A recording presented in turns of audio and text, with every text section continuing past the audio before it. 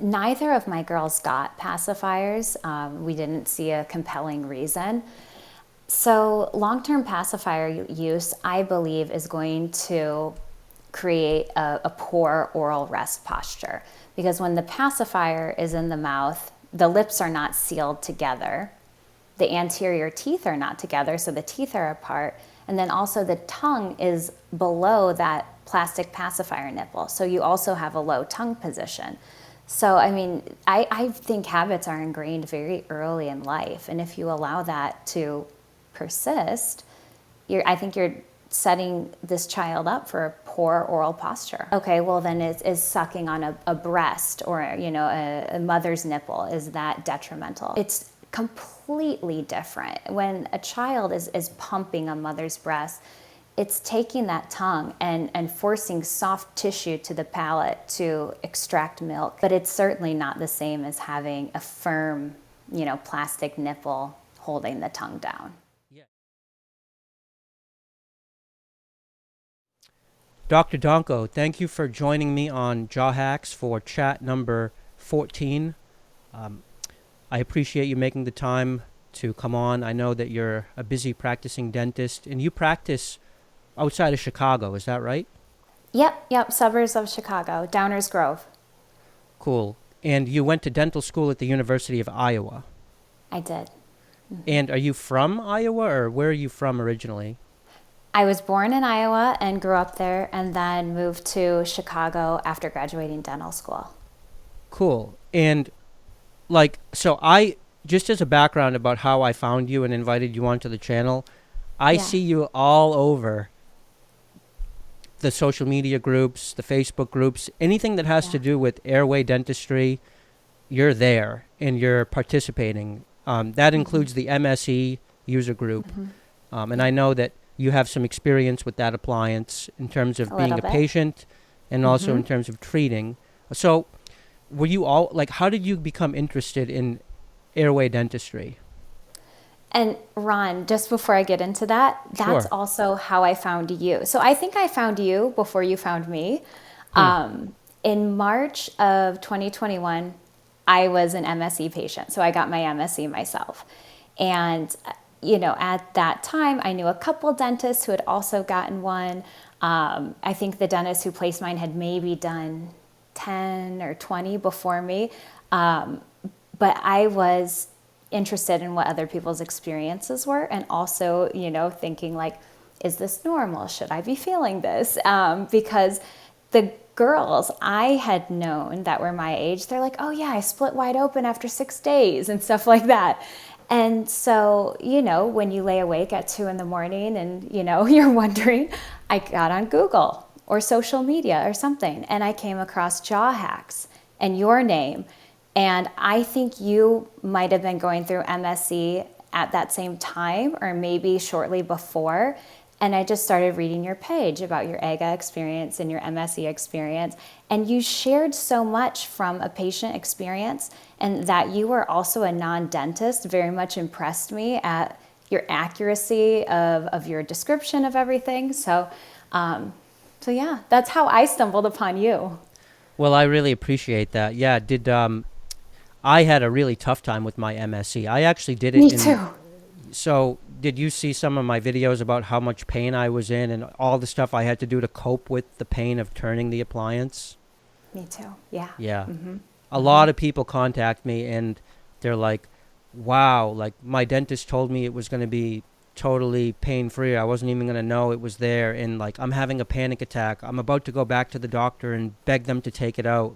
What should I do? And I'm always telling people, just chill out. It'll pass.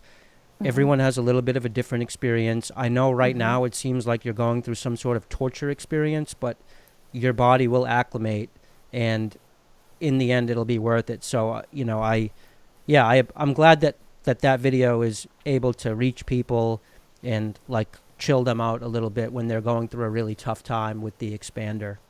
Yeah, absolutely. Yeah, I think it's great that you're putting all this out there. Yeah, I appreciate that. And I'm definitely not a dentist. I have to frequently remind people of that, but I've learned the hard way as a patient, and I've had to learn the ins and outs of some of these appliances. through trial and error, I guess, which is unfortunate. But now maybe others can learn from my lessons. Yeah, absolutely. So your question about how did I get into this airway stuff? I'll try to keep that brief, but when I was in dental school at Iowa, I think I was in my third or fourth year, I was watching, well, I was very into nutrition and fitness. I used to do fitness competitions. And so kind of started finding out about that realm of like CrossFit and paleo and stuff like that, and kind of eating how our ancestors ate. So I was watching a YouTube video from the Ancestral Health Symposium, and a dentist on there named Kevin Boyd presented about how our diets, our modern day diets, have changed how our faces are structured. And it was fascinating to me because I really thought of diet in the sense of macronutrients and micronutrients and your calories and your fats and your proteins and, you know, your body composition. But it made sense to me. And he was talking more about the texture of the food and the hardness and the toughness of the food. So I contacted him looking for more literature, you know, as a dental student. And he goes, well, why don't you just come to my office and shadow me? And so I took a Friday off of school and I drove to Chicago and I spent the day shadowing him in his office. And he was showing me, you know, patients and appliances and expansion and before and after lateral cephs. And I was hooked, you know, I'm like, it was so clear to me what he was doing and the purpose and the philosophy behind it. And that's where everything started. Wow. Yeah, I actually have a similar story as you in that I entered into the domain of health through just general fitness and dietary stuff. I always tell people that the first health book that I ever read was called The Primal Blueprint, and I read it in 2010. I read that too.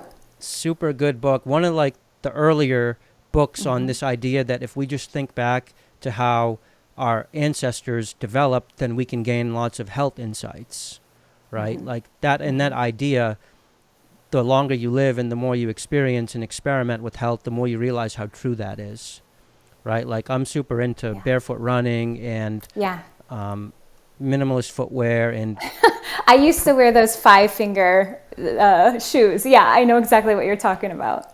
Yeah, I still do, unfortunately. When I was in college, I wore them like at college on campus, and I was I did too. Are you serious? Yes. Yes. People used to call me the ninja. Yeah, I was like, I go all in. Yeah. So. Yeah. Yeah. I think we're a little the same in that way. Interesting. So, and maybe you can relate to this, but after doing general health and fitness transformational stuff for 7-8 years, I realized I had hit a bottleneck, and that was with my face and my airway. I had perfected, or at least it seemed perfected, diet and fitness stuff and posture stuff, but there was still something weird happening with my sleep, where I was waking up feeling worse than when I went to bed, and I couldn't quite bite comfortably, or like I didn't really know what to do with my tongue. And so I found that this was the terrain, or the domain maybe, that we can't heal ourselves as adults. This is where you need white coat intervention, is when it comes to facial underdevelopment, as you call them, a non-growing individual. So yeah, dentistry is special in that way, in that it's like when people go on health journeys, if your face is not quite right, you can't really fix that yourself. You know, have you had that experience or found that to be the case? Yeah, I would agree with all of that. And now here you are as someone who's professionally equipped to be able to take people in and help them with that part of their health journey. I hope so. I will say in my practice, most of my focus is on growing individuals. So children,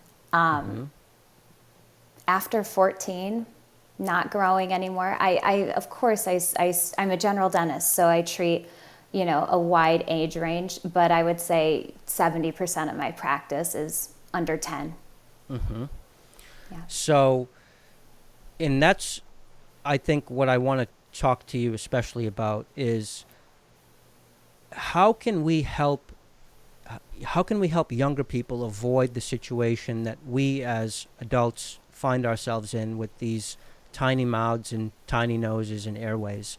Like, one thing that really is lacking on my channel is advice for mothers in particular, Yeah. as to how they can help their child not suffer in the way that they're suffering. And Yeah. I know that you're a mother, I am. so, and that's great. And what advice have you like followed in your, and maybe that's too close to home, like, but what advice do you give to mothers for raising healthy children? Sure. And so, you realize some of this is going to be opinion. Having literature to verify everything, I think we're still in the infancy, but there is literature to back up everything I'm saying. And each one of these points we could probably talk on for an hour. So I'll be kind of brief in my list, but I think it starts preconception. I think it starts, with the optimal health of the man and the woman preconception. In utero, I think everything counts. Everything counts in terms of nutrition, in terms of mother's sleep, in terms of mother's ability to breathe well and to oxygenate well. And then we get to birth, and this is really near and dear to me. When I was pregnant, I was reading every midwife book I could get my hand on. But, and when looking back, contrasting our modern lives with our ancestors, today, birth, especially in the US, it is an intervention. It is a medical procedure. I don't know the stats, but is it a high percentage of births that there is some type of medical intervention?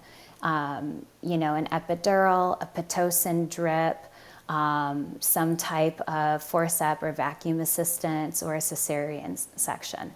Those are probably some of the most common ones.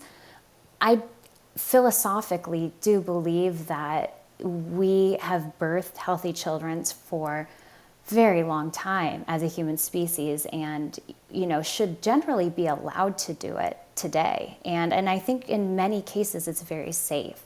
And so I think being allowed to carry your child until full term, not scheduling a premature C-section at 38 weeks, is something that sets your child off on the right foot in terms of their lung development and everything. So a full-term natural vaginal unassisted birth, and then from there, hopefully, baby is healthy, and right away you can do skin to skin. Baby can start off nursing. Baby, hopefully doesn't have to start off on a bottle or with sugar water or in the NICU. So starting off nursing right away, allowing that proper oral function to develop. In an ideal world, the baby can be breastfed exclusively until it's able to get its nutrition from foods that it has to masticate. So, to contrast that, oftentimes at 4 months, 5 months, 6 months, we start to put rice or cereals in bottles, start to do purees and baby foods and other mushes and mashes. Ideally, we're breastfeeding, and that's where the baby is getting majority of its nutritions and fluids. And then as the baby shows more development, they can handle foods. Like there's a great book on it, baby-led weaning, but they can handle foods, bring it to their mouths, start to gnaw. And with my girls, I did this before their teeth even erupted. They would gum things. I would give them a really soft pear. I would just cut it in half. And they were fumbly. They didn't have great motor skills, but they'd bring it to their mouth and they just gum it and gum it and gum it and suck it. And I think that's a big part in the development of a more mature swallow and really starting to strengthen the muscles of mastication. Kind of moving on, when we get into these toddler years, there's so many sippy cups and, again, little snack foods and tubes of foods and yogurts and Go-Gurts and that kind of stuff. I think then we also need to be conscientious of introducing things that are tough in the diet. And I've had parents ask me for lists, and I'd say, well, I don't know everything, but here's what I did with my girls, and it's working well. I gave them sticks of beef jerky. I gave them raw carrots. I gave them raw celery sticks. Dried mango. I know I'm a dentist, and that's like very high in sugar, but it's tough. I mean, do you ever get those strips of dried mango, and they're having from to Trader Joe's? Yeah, they're tough, and they're also delicious. Yes. They're really having to incise it and tear it and pull it. And I think all that stuff is beneficial. And there is a fear that children will choke. But I think, if you monitor them closely and they have to learn how to handle these foods. And I think it's really to their benefit. And then always, so my girls are 2 and 4. And they're probably already sick of hearing me say this, but I'll always give them reminders. Close your teeth, close your lips. Put your tongue up. Close your teeth, close your lips. And I think that is so important, just training that habit. So you're actually coaching them on what we would call mewing at a very young age. Oh, absolutely. Yeah. You're telling them. You can't just rely. I think the best habits start young. Sure. And it doesn't always just happen naturally. Using verbal cues or just giving the command to a child, hey, seal your lips, put your tongue up on the roof of your mouth, repeat it enough times, and they'll get it. Yes, absolutely. Now go ahead. My girls have come to learn that, like, breathing out of your mouth is not breathing. They've already learned you breathe through your nose. And so when they get colds and their nose is stuffed up, my 2-year-old will say, I want to irrigate my nose. And we'll give her a bottle and she'll just shoot it up there to breathe. Wow. So they're kind of already trained that we breathe through our noses. Amazing. So, wow, that's a very advanced child. That's a supermodel in the making. Yeah, well, admittedly, so my 4-year-old, perfect. My 2-year-old, she's a thumb sucker. So, I mean, modern, it's not perfect. It's a challenge. We're kind of struggling with that right now, and everyone has their own theory as to why children are thumb sucking. But there's always going to be challenges to work through. Yeah, so you resist that, though. You don't lean into that. If the kid wants to have an oral fixation on a pacifier or on their thumb, you don't just go with it. You have to put up a fight, right? Yeah. And a lot of people, if they hear what you've emphasized in terms of giving the child something to do with their mouth, you've made it clear that means chewing tough things or tearing things. Some people might think, oh, well, what about a pacifier? Isn't that the same thing? Can you explain why a pacifier is different than mango strips? Sure. So neither of my girls got pacifiers. We didn't see a compelling reason. So long-term pacifier use, I believe, is going to create a poor oral rest posture. Because when the pacifier is in the mouth, the lips are not sealed together. The anterior teeth are not together, so the teeth are apart. And then also the tongue is below that plastic pacifier nipple. So you also have a low tongue position. So, I mean, I think habits are ingrained very early in life. And if you allow that to persist, I think you're setting this child up for a poor oral posture. Yeah, they're not, people's, okay, well then is sucking on a breast or, a mother's nipple, is that detrimental? It's completely different. When a child is pumping a mother's breast, it's taking that tongue and forcing soft tissue to the palate to extract milk.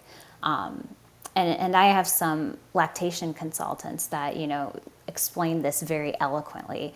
But it's certainly not the same as having a firm, plastic nipple holding the tongue down.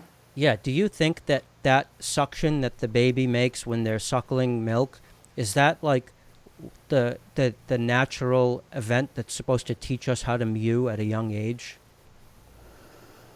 I don't know if I could give you an accurate answer to that because the mechanism of which a baby gets milk from the mother's breast and the tongue positioning, it is different than that of an adult mature swallow, where in an adult, functional swallow, we would expect the tip of the tongue to contact the palate first, followed by the middle, followed by the back of the tongue, and then the back of the tongue forming a seal with that soft palatal tissue we call the velum in the back, and the lips forming a seal in the front.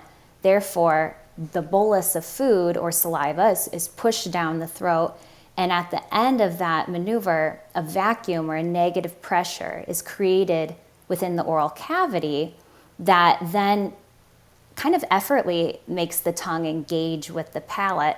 So because of that negative pressure, because of that vacuum, you're not really having to hold the tongue up with much effort, assuming you're doing a proper functional swallow.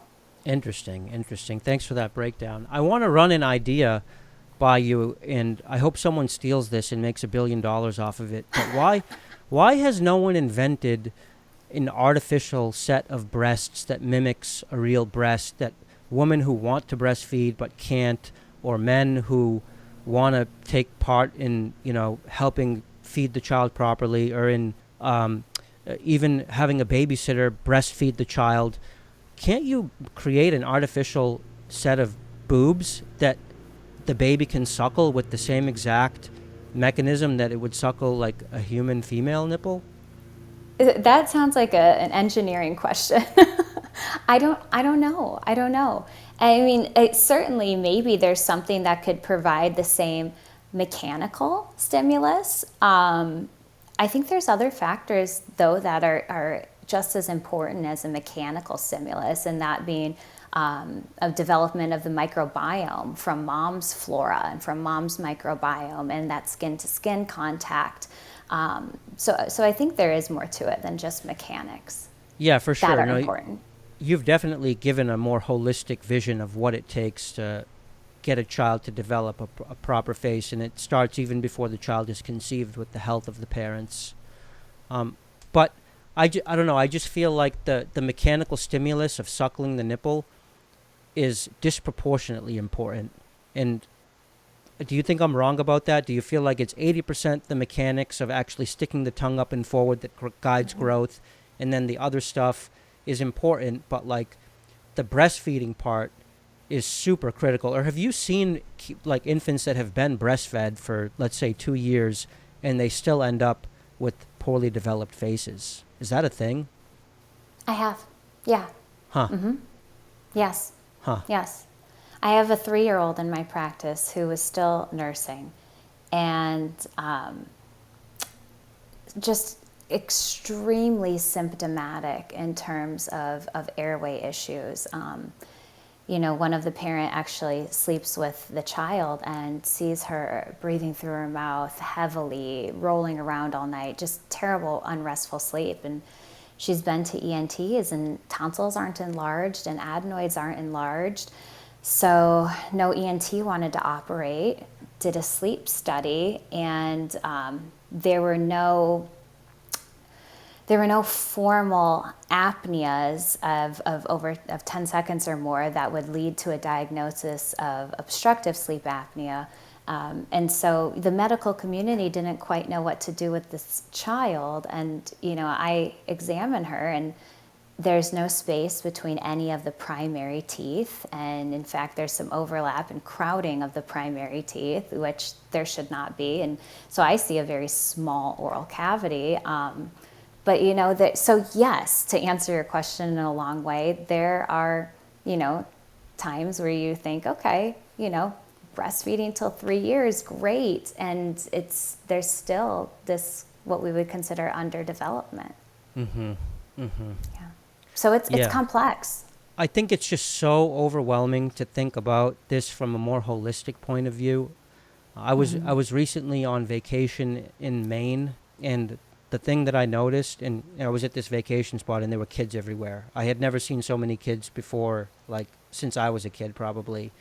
And I just noticed that there were not many like good-looking little kids. A lot of them were really kind of haggard looking, and I could just tell that their faces were not on the right track. And I thought to myself, something is seriously wrong here. Like, this is almost like I'm in some sort of dystopian future where human anatomy is falling apart. There's a lot happening with health that's contributing to this. It's not just one thing. There's no magic bullet. It's just that perhaps as a society, mental health, physical health, do you think that there's some sort of health crisis that's causing like a more complicated health crisis that's causing these issues to occur in children? I do think that there is a disconnect between the modern environment that we live in and our health and well-being. Absolutely. And like you said, from a physical level and a mental level, in terms of, you know, what our work lives have become, the kind of chronic stress that everybody carries, this kind of sympathetic tone and just increased sympathetic activity of the sympathetic nervous system, from, you know, the foods we eat to how we create those foods, how we manufacture those foods, to the environment we live in, which, you know, there's not a lot of the right kind of stress either, I think, in terms of cold exposure, in terms of sometimes our ancestors had to have like deprivation of calories at some point rather than just, you know, access to plentiful nutrients all the time. So yeah, I think there's a big mismatch in today's environment that most of us live in and the way the environment our species evolved in. And I think that's responsible for most of our health issues, the health crisis. I really like how you put emphasis also on natural childbirth. That's another one of these topics that really does deserve more exposure. When I was in college, I took a class on childbirth, and we watched this video called "The Business of Being Born" by Ricky Lake. Yes, I You watched that. Yes, yes. That's so cool. You watched that in college. Yeah, and it blew my mind. It was totally a red pill video of like, this is something we all take for granted that is totally upside down. Yeah. And I agree. That would just be another example of the things that we're screwing up that's contributing to this general decline in the health of the young. Now, moving on from younger kids, my audience is mostly like 15 to 35, and there's a big debate as to what age is it not even worth it for a kid to try to alter the development of their facial bones by assuming certain oral habits. What do you think is the age where a guy or a gal can really alter the way they look just by maybe, let's call it, 3 years of really good facial posture? Is it like 15, 20? Oh gosh. I mean, obviously the older you get, the less potential there is. That said, our skeletons have the ability to model or remodel throughout a lifetime. I mean, if an elderly person breaks their ribs, you know, we do expect the ribs to heal. Now, not as fast as somebody who is in their 20s. And, you know, from a reverse perspective, in terms, you know, you're asking, you know, how we can improve facial form and bone deposition.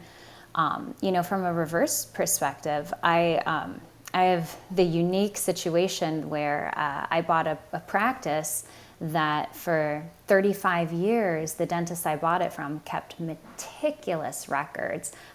He did a lot of TMJ imaging. And so I've gotten to see hundreds of cone beam CTs and MRIs of TMJs on long-term follow-up on patients. And so your condyle, the ball of the ball and socket joint that makes up the temporal mandibular joint, it will remodel throughout a lifetime. And I've gotten to see that now, for the better or for the worse, and many times it is for the worse. But no, your skeleton always has an ability to kind of remodel itself.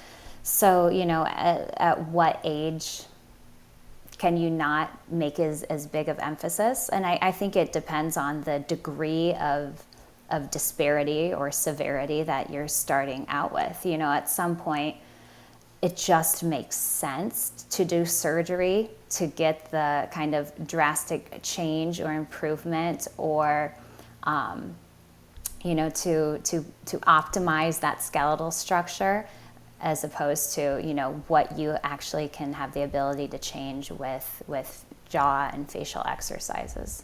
Yeah. So do you think, are you optimistic about the direction that treatment of adults is going in with the proliferation of these nasomaxillary expanders like MSE? Or do you think there's a lot that's left, to be desired in that space? I think that an MSE or a MARPE is a great tool to have clinically, but it's not everything. It addresses the transverse width. It really does little to address the anterior posterior or the front to back width, as well as the vertical dimension. So, I think it's something that can be beneficial, but it's not everything. And I mean, orthognathic surgery can be an awesome tool as well, but that too is not everything. And, it's not successful in 100% of the cases, 100% of the time. There's relapses even with orthognathic surgery. So, it's a messy space. Yeah. And these appliances are tricky to actually execute. And so Sure. Mike Mew was talking about that in my chat with him the other day. He was saying that, he started doing MSE, but the first thing he realized was, wow, there's a lot of ins and outs to this, and you have to be pretty careful to make sure everything goes the way you want it to go. There's so many hurt young people who just are not happy with the way they are, the way they look, and the way they're breathing. And they want something to be able to be done for their facial structure, let's say at age 25. And for a while we thought that, AGA was the answer, and that has its own problems. And then MSE came along, and it turns out that has its own problems. MSE, if executed properly to get a nice even split, maybe paired with something on the lower jaw. I just had Dr. Yousefi in on my channel, who likes to pair upper transverse expansion with lower transverse expansion. Sure. At a glance, what do you think of that as a treatment modality? Well, if you're going to maximize the maxillary expansion, and split more than a few millimeters, you will have to do something to coordinate the lower arch to that. So depending on how much alveolar bone there is around the outside of the teeth and the teeth roots, and dependent on the person's age too, you have to do something with the lower arch. And so there is a debate on, do we call this expansion or do we call this uprighting? I think that's semantics. I don't really care what you call it. Now, some people will argue till they're blue in the face that you can't expand the mandible. There is no suture, and that's true. There is no suture. But, many times if there's a narrow maxilla or a narrow upper arch, the lower teeth have kind of naturally compensated, whether because of there was previous orthodontics or not. So many times the crowns of the teeth are kind of tipped inwards towards the tongue, while the roots of the teeth are tipped outwards. So if you upright that, your measurement from the chewing surface of one molar to the chewing surface of another molar, you know, can get much wider. And many times on a young individual, you can do it with clear aligners. You can do what you need with even, so mine, for example, I had a 6 millimeter increase in width across my palate as measured on my cast, as measured on my cone beam CT, and my lower arch about 5 millimeters. Now, I'm lucky to have what's called a thick biotype and a good amount of bone around my teeth. But essentially, my teeth were just so tipped inwards from having a narrow maxilla that what we did is I put braces on. We had a heavy stainless steel arch wire. And every few weeks, we would take it out and I would just stretch that U shape wider and wider and put it back in. So, you know, this can be done with whatever tool you're comfortable with. Some people might like these removable acrylic-based type of lower expanders where you turn a screw. Some like fixed lower expanders. So I think it just depends on what tools in your tool belt and what you work best with. Yeah, that probably explains why 99% of people offering MARPs are not doing mandibular midline distraction to complement it, because as you say, there's so much that can be done dentally on the mandible to help match that upper MSE type expansion. Yeah. I wanted to get your opinion on Mike Mew's situation. Do you think that Mike would be persecuted the way he's being persecuted now in Britain? Would that happen in the United States? Like, I'm trying to understand the difference between the British dental culture and the American dental culture. Some people are saying, "Oh, Mike, why don't you just move to the American West Coast?" You know, what do you think about that? Oh, that's a heavy question. I don't know. You know, I'm familiar with Mike, with what Mike does, and I've known of him for a long time. I got the chance of being with him in person last week at a meeting in Poland. And I've been familiar with orthotropics, which is kind of him and his father's terminology for, you know, the dental facial orthopedics that they do. And I am careful of using that word, orthotropics, not because I think there is something inherently wrong or bad with their philosophy or with their mechanism, but because I am afraid that, you know, in many circles, it has a bad name, many professional circles, and it's kind of looked at as pseudoscience. And, you know, I don't want to kind of have that association with, you know, following some type of pseudoscience. But would the United States dental societies want to persecute him as harshly as the British ones? I don't know. Yeah. I don't know. I'm lucky to have never been have the experience of having to go through any type of issues professionally with my licensure. So Sure. I can't comment on that. Sure. Can you comment on whether or not the culture in American dentistry is changing with respect to dentists starting to take a more holistic view to the face and to the airway and not just the teeth? Oh yeah, I think it's changing. When you have some of the biggest postgraduate continuing education organizations talking about airway function, form, absolutely. I mean, Spear, Coyce, Dawson, it's all part of their curriculum now. So I think absolutely a change is coming. I was invited in March to go to the University of Iowa, where I graduated from, and give a talk to the faculty, the family dentistry faculty. I think there's probably 30, 40 people in attendance, just on pediatric airway. And I mean, it was very basic. It was very introductory, you know, risk factors, what to look for, what are possible interventions. But it was something that when I was a student, we weren't talking about at all. And I graduated 8 years ago. So yeah, I think there's a real positive change coming. Oh, that's fantastic. Yeah, that's good to hear. It's a breath of fresh air as compared to seeing how, things are being handled in England with Mike. My sense is that America is the frontier of all this stuff, and that gives me hope. Where do you see this space 10 years from now? I think that this concept of airway and optimizing craniofacial growth, I think that it is going to be recognized more and more. I think it's going to become a part of our, at least when I say our, like dentists, our everyday, what we do, what we look at, what we screen for. I can only hope that other professions will follow.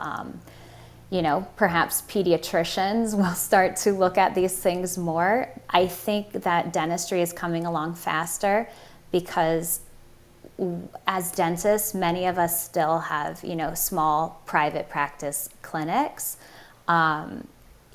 Medicine being largely insurance driven in this country, there's a lot of different pressures, I think, on our physicians that maybe dentists don't have in terms of having to play the insurance game. So, yeah, I'm definitely optimistic that in 10 years it will be something that it's no longer taboo, to talk about, and it's very legitimized. Do you think there's something special about general dentists as compared to orthodontists? I've seen that general dentists primarily have taken the helm when it comes to airway, TMJ, holistic, facial, and airway health. Do you feel like orthodontics is somehow just as constrained as,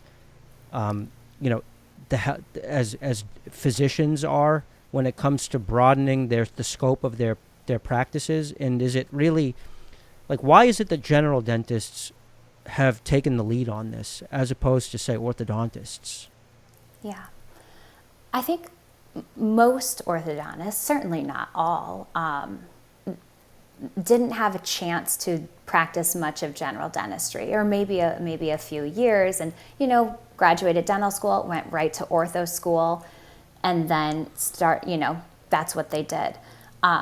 General dentists, to our benefit, we get to see patients from, some of my colleagues who treat tongue ties, they see babies at 2-3 days old.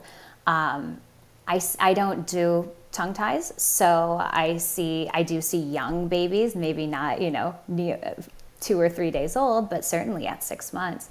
And then we also have 80 and 90-year-olds in our practice.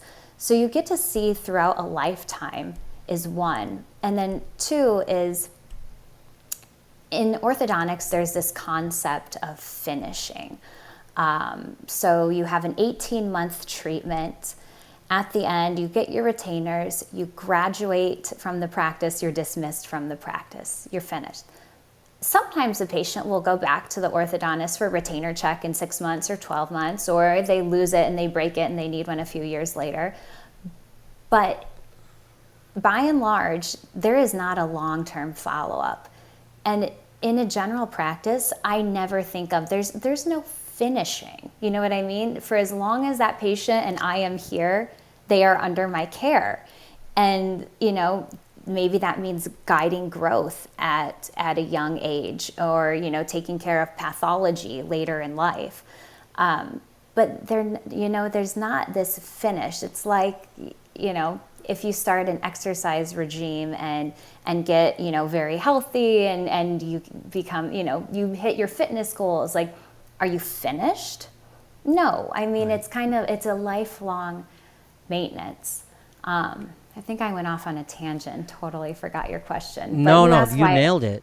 Why general dentists are seen, because, we see it from the very beginning, we see it to the very end, especially with this craniofacial dystrophy or this suboptimal craniofacial growth.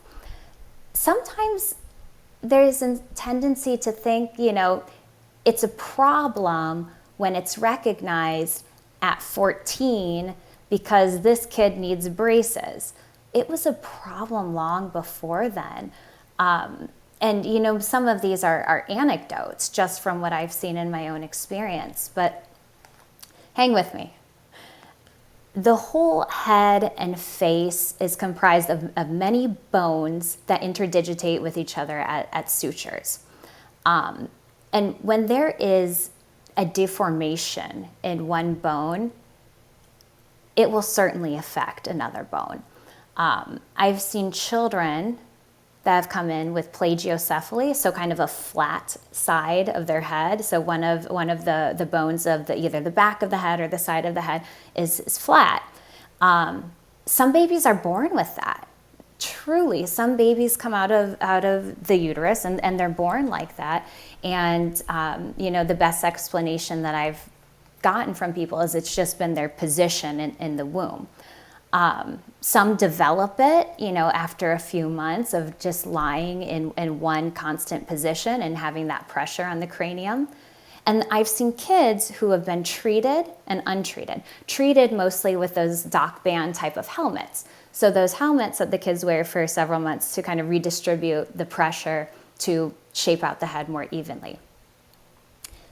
The kids that I've seen not treated, there's been asymmetries that have persisted, and not just that flat spot on the back of the head. I mean, I take a cone beam CT and I see clearly, you know, you can look down on it, you see that flat spot on the head, but then you see that the maxillary sinuses, the air sacs within the cheekbones are different shaped, or one is unusually small. And you see that there is asymmetry within the maxilla itself.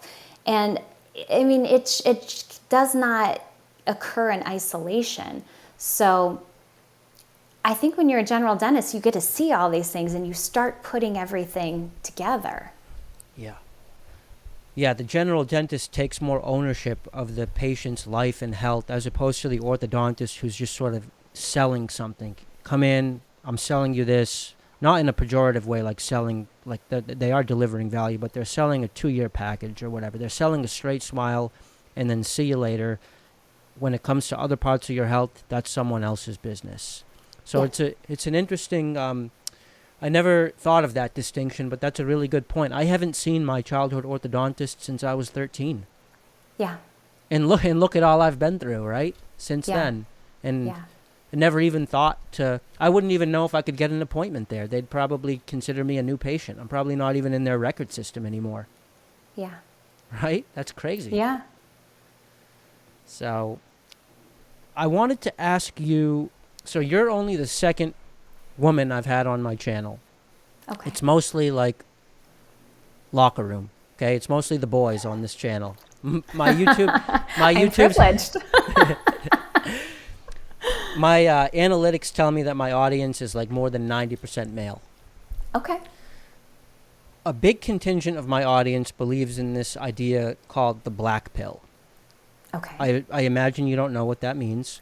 But no idea. It means that they believe that the only thing that has to do with their ability to attract friends and lovers is the way they look. And that if they're ugly at a certain point in time, that they are doomed from ever having a decent social life. My message to these guys is more subtle than that, and it's that, look, make yourself look better, okay? Optimize the way you look. Get in shape. Do what you can to improve your facial structure. Start mewing. But also, if you're not as good looking as a model someday, that doesn't mean that you can't optimize other aspects of your being to become more attractive, like your personality, your sense of humor, your charm. As a woman, what would be your message to a guy who subscribes to this black pill philosophy that the way they look is the end-all be-all of their ability to have a social life?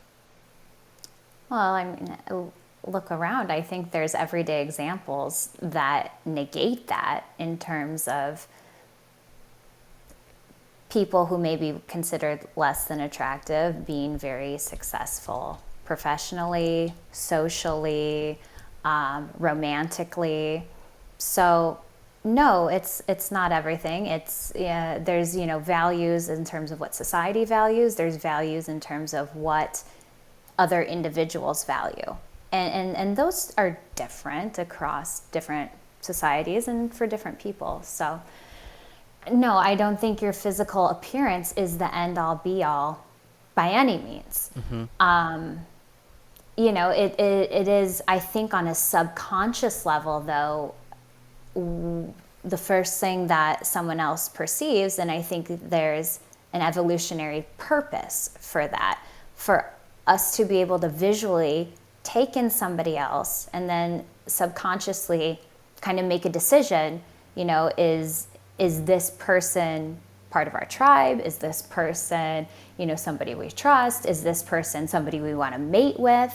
So I think your subconscious will analyze, those things very, very quickly. But yeah, certainly most people have a level of depth about them that what another person looks like does not, dictate everything about them. Sure. So, like, for the first 5 seconds, it might dictate a person's snap response. But after that 5 seconds, when you can actually open your mouth and start to reveal the deeper parts of yourself, that stuff matters too. Is that what you're saying? Absolutely. Yeah, Absolutely. Yes. Yes. With regards to Looksmaxxing, though, Yeah. I know I was studied your bio a little bit, and I know that you've always had a reputation within dentistry of having a focus on aesthetic dentistry, optimizing the way people look. What ways would you recommend to a young person, boy or girl, to improve the way they look beyond just altering their facial bones through surgeries and appliances? Oh. This is a tough question. I generally think, to take good care of yourself, and it will reflect outwardly. Eat well, sleep well, move your body. Just doing those things, can take care of so much. I don't know if I am the right guru to give advice on skincare and fashion or anything like that. But, take care of yourself physically, mentally. It shows. It does show. I often say that you can determine a person's health by looking at their eyes. And, like, the whiteness of a person's eyes will tell you how healthy they are. And I think what you're getting at is that when you're healthy, mentally and physically, there's a kind of glow about you.